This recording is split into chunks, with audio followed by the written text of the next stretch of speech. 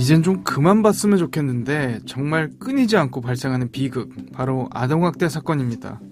그런데 혹시 여러분은 아동학대 범위에 대해서 어떻게 생각하시나요? 흔히들 직접적 폭력행위, 그러니까 때린다거나 혹은 말로 정신적 충격을 주는 폭언 정도만을 학대라고 생각하기 쉽지만 마땅히 돌봄이 필요한 어린 아이들을 홀로 방치하는 것 역시 엄연한 학대입니다. 그리고 그와 같은 학대는 때때로 아이들의 생명까지 위험하게 만들곤 하죠. 중화상을 입은 인천 초등학생 형제들이 닷새째 의식을 찾지 못한 채 중환자실에서 치료를 받고 있습니다. 화재 당시 형제는 코로나19 여파로 집에서 비대면 수업을 하다 변을 당했습니다. 형제의 유일한 보호자인 어머니는 화재 전날부터 집을 비웠고 형제를 지속적으로 학대한 혐의로 수사를 받고 있습니다. 평상시 같으면 학교에서 급식을 먹고 있어야 할 시간이었죠.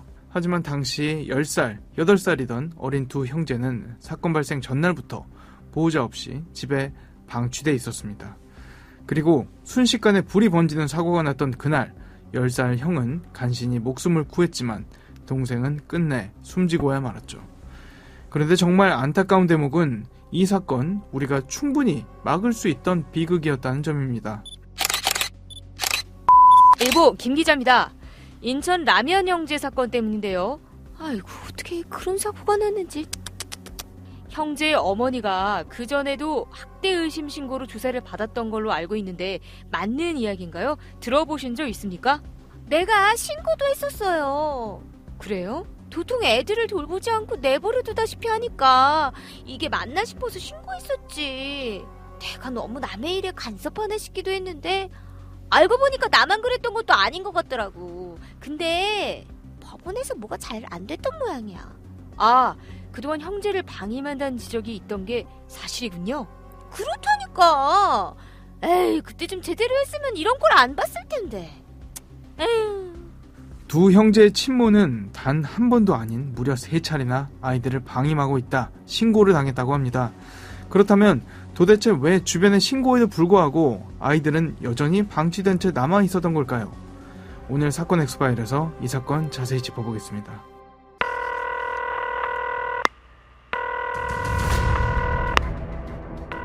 사건은 보이는 것보다 가까이 있다. 이원화 변호사의 사건 엑스파일. 안녕하세요. 이원화 변호사의 사건 엑스파일 이원화입니다. 오늘도 로엘 법무법인 안수진 변호사와 함께합니다. 변호사님 어서 오세요. 안녕하세요. 로엘 법무법인 안수진 변호사입니다. 그렇게 오래된 일이 아닙니다. 그래서 이 사건 기억하는 분들 많으실 것 같은데 어떤 일이 있었던 걸까요? 때는 코로나가 한창이던 2020년 9월 14일이었습니다. 인천에 소재한 한 빌라에서 결식 아동이었던 10살의 형과 8살의 동생이 보호자 없이 단 둘이 있었는데요. 사건 당일은 코로나의 재확산으로 인해서 학교가 비대면 수업을 진행한 날이라 두 형제 모두 집에 있었습니다.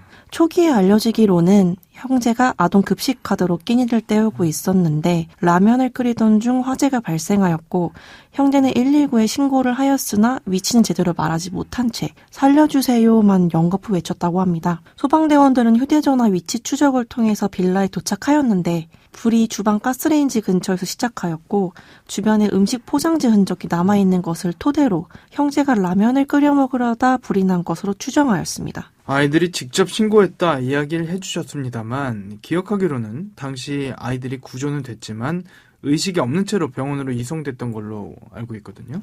예, 당시 형제는 모두 의식을 잃은 상태였습니다. 네.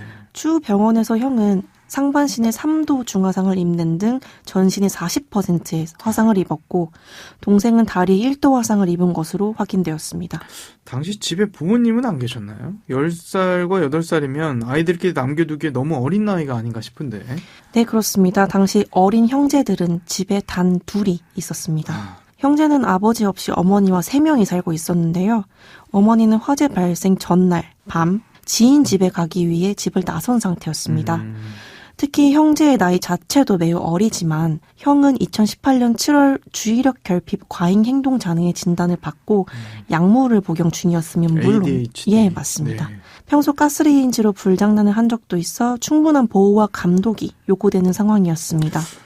잠시 외출 정도도 아니고 전날 밤에 나가서 지인 집에 있었다. 저도 아이를 키우는 부모 입장입니다만 썩 이해가 가는 상황은 아닌 것 같습니다.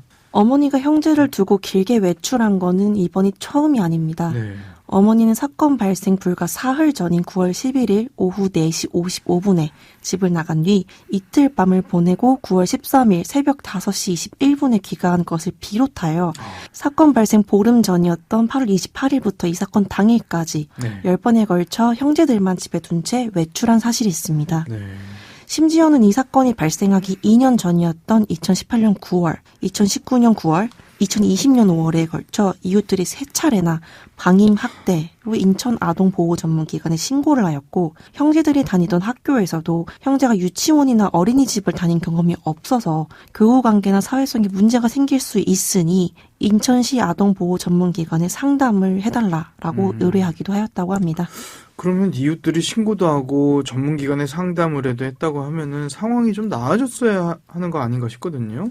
그런데 사고가 발생한 거는 그 이후잖아요. 뭐가 문제였습니까? 네, 인천시 아동보호전문기관은 형제의 어머니에게 환경 개선 및 지역 아동센터 등을 권고를 하였지만 전부 거절당했고 해당 기관은 결국 경찰에 수사를 의뢰하는 한편 인천가정법원에 어머니와 아이들을 격리해달라라는 내용의 보호명령을 청구하였습니다. 네네. 경찰은 형제의 어머니를 아동복지법 위반 혐의로 불구속 입건하였으나 네. 법원은 사건 발생 직전인 2020년 8월 하순경 기관이 청구했던 격리 조치 대신 어머니는 6개월 동안 일주일에 한 번씩, 형제는 12개월간 상담을 진행하라는 조치를 내렸습니다. 그러나 코로나로 인해서 첫 상담조차 이루어지지 못하였고 결국 법원이 격리 조치를 받아들이지 않던 시기에 이 사건이 발생하게 된 것입니다. 법원이 좀 더 적극적으로 개입했어야 하는 거 아닌가 이런 생각도 드는 것 같습니다. 네, 그렇습니다. 이에 대해서 법원은 조사관과 전문가의 진단을 거친 처분이었으며 어머니는 아이들을 돌볼 의지를 보이고 아이들은 어머니와 떨어지고 싶어하지 않았기에 그런 처분을 내렸다는 입장을 밝혔는데요. 법원이 격리조치 청구를 기각한 것도 있지만 현재 시행되고 있는 제도상 돌봄 사각지대가 있는 것 아니냐라는 지적도 잇따랐습니다. 네. 우선 아동보호 전문기관은 지자체의 통벌 의무가 없어서 관할 지자체인 인천 미추홀구는 법원에서 어떠한 판단을 한 것인지 전혀 알지 못하였으며 정부가 학대 위험 가구를 관리하기 위해 만든 이 아동행복 지원 시스템 역시 이 사건 형제와 같이 지역 아동복지 전문기관에 이미 등록된 아동은 학대 위기 아동 조사 대상에서 배제하고 있었습니다. 이상하네요, 그 부분은. 자, 아무튼 이 사건 터지고 라면 형제라고 불리면서 정말 많은 국민들이 두 형제가 회복하길 바랐던 그런 기억이 있는데 두 형제의 건강은 되찾았나요? 네, 저도 처음 기사를 접했을 때 두 형제 모두 어서 쾌차해서 여느 초등학생 때처럼 지낼 수 있었으면 좋겠다라는 생각을 했었는데요. 이런 내용을 답변드리게 되어 마음이 무겁습니다. 전신의 40%가량 3도 화상을 입었던 형은 2차례에 걸친 피부 이식 수술을 받아야 했지만 당시 휴대전화로 원격 수업을 가끔 들을 수 있을 정도로 건강이 호전되었습니다. 그러나 동생은 유독 가스를 많이 마셨던 탓에 유독 회복이 더뎠는데요. 동생은 의식을 찾은 후에도 상태가 급격히 악화되어 사건 발생 37일 만에 세상을 떠나게 되었습니다. 둘째 아이가 얼마나 힘들었을지 잠시 의식을 차렸을 때도 엄마라는 말만 간신히 했다고 하니까 그 상황을 떠올려 보면 정말 너무 가슴이 아프네요. 그런데 당초 라면을 끓이다 화재가 발생했다고 알려졌었는데 이후 이게 잘못된 정보라고 해서 또 한 번 주목을 받았죠? 예, 맞습니다. 앞서 잠깐 말씀드렸다시피 아마 소방대원들이 사건 당시 현장에 도착하였을 때 불이 주방에서 발생하였고 주변에 식료품 껍데기들이 있어서 어린 형제가 라면을 끓이려다가 불이 난 것은 아닌가 하고 추정한 것으로 보이는데요. 네네. 사건 발생 약 3개월 만에 인천 미추홀 경찰서는 화재의 원인을 형이 주방 가스레인지를 켜둔 상태에서 휴지를 가까이 가져다 대었다가 불이 붙은 것으로 밝혔습니다. 실제로 형제의 어머니는 경찰에서 아이가 사고 이전에도 유사한 행동을 보여서 혼낸 적이 있다라고 진술하였고 형 역시도 같은 진술을 하였는데 이와 관련해서 경찰은 처음부터 주방 쪽에서 불이 시작되었다고만 했지 라면 등 음식을 조리하다가 불이 났다라고 발표한 적이 없다라고 선을 그었습니다. 그러니까 또 다시 반복하게 됩니다만 보호자가 집에 함께 있었으면 이런 일 충분히 막을 수 있었다고 보거든요. 심지어는 기존에도 이런 일이 한번 있었다 그러면 당연히 조심을 했어야 되고 뭐 그런 일이 발생하지 않도록 미연에 어떤 조치를 취했어야 하는 거 아닌가 싶어요. 네, 맞습니다. 성인인 보호자가 함께 있었다면 초등학생밖에 되지 않은 아이들이 위험한 장난을 하는 걸 충분히 막을 수 있었을 것으로 보이고 100번 양보해서 사전에 방지하지 못하였더라도 신속히 대처할 수 있었을 것으로 생각됩니다. 당시 형사 미성년자였던 형에 대해서는 법적 책임을 물을 수가 없어서 내사 종결 처리가 되었지만 앞서 잠깐 언급된 바와 같이 화재의 주 원인으로 방임이 지적되면서 형제의 어머니는 재판에 넘겨졌습니다. 네. 어머니에게 적용된 제명은 아동복지법 위반, 그 중에서도 아동 유기, 방임이었으며 11회에 걸쳐 지인 집에 방문할 목적으로 형제만 주거지에 남겨둔 채 장시간 외출하여 자신의 보호 감독을 받는 아동에 대한 기본적 보호를 소홀히 했다라는 것이었습니다. 이 말씀해주신 내용 들어보니까 대충만 계산해봐도 보름 동안 11회면은 거의 매일이에요. 재판 결과는 어떻게 나왔나요?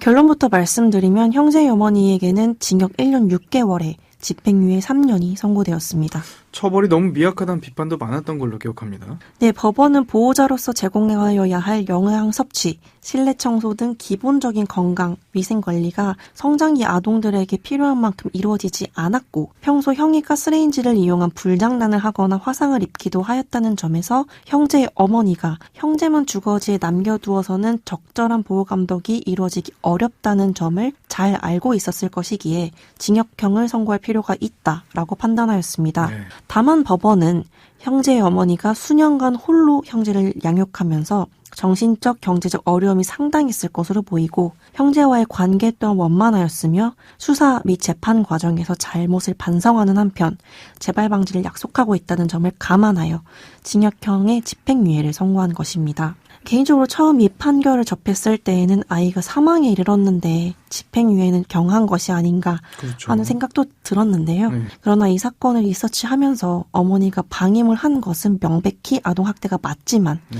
아직 양육이 필요한 형도 남아있다는 그렇죠. 점과 네. 재판부가 집행유예를 선고하면서 설시한 양형 사유들 역시 납득할 만하다라고 생각이 바뀐 것 같습니다.